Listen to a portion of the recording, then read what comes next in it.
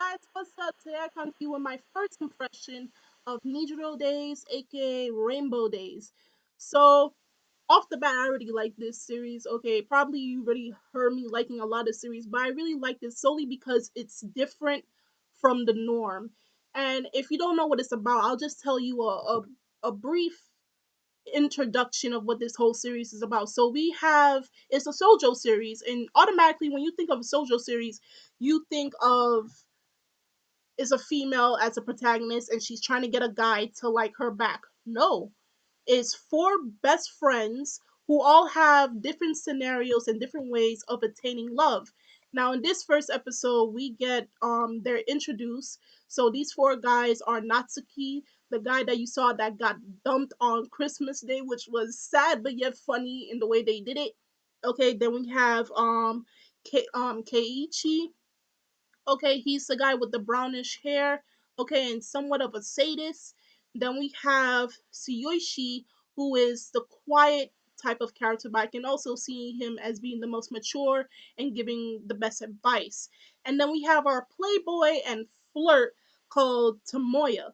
Okay, so these four guys are really good friends, and I can see them getting into a lot of, they have a lot of antics and having a lot of fun with each other in their times of high school. Okay, and I really like how this is so different from what we generally see within the shoujo genre, because usually we see the female as the main role lead, okay? And then we see her trying to, she ends up seeing someone and then she ends up falling in love with him and she tries to gain his attention and try to make him fall in love with her back. Okay, and then she goes through different complications. Most of the time there it's about the same type of way, same type of situation but done in a different way, okay, as much as they try to. But this time it's refreshing because we see from the male's point of view. We see how he ends up falling in love with someone, in this case, the girl who gave him tissues on Christmas Day.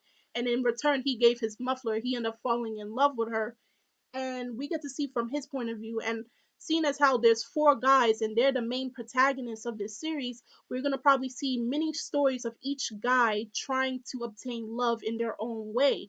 And I can assume it's going to be very funny on how they obtain love. Either they end up falling for a girl or some girl ends up falling for them, and they could be completely oblivious or end up feeling the same way for her by the end of the series. So with these four protagonists, we're gonna get four different stories, which is pretty awesome, and at the same time it's going to be very hilarious because given to their personalities, it can go any way, and it's going to probably end up either disastrous or come out, pretty well for them in the end. So this first episode I really enjoyed. It had its funny moments, okay? It was very light.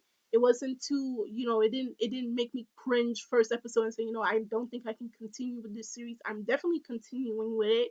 Okay, I want to see how Natsuki ends up getting this girl to notice him, and hopefully she returns back his feelings. Okay, so if you haven't checked it out, I suggest you go check it out right now, especially if you want to see something different. Okay, you want to see something from the male side. Okay, because I know there's a lot of guys that do read shoujo or watches shoujo, and they probably want something a little different. Also, another anime or manga that I recommend is Ore Monogatari. The anime came out last year, spring 2015. So if you haven't checked that out, go check it out. You might like it as well. It's the same way. Male lead and he ends up falling in love. So that's all I have for my first impression of Nijiiro Days. I should just, like I said, go check it out if you haven't. Also, tell me your thoughts if you did, your thoughts and your opinion on how you felt about this first episode in the comment section below. Also, check me out on Twitter and Tumblr.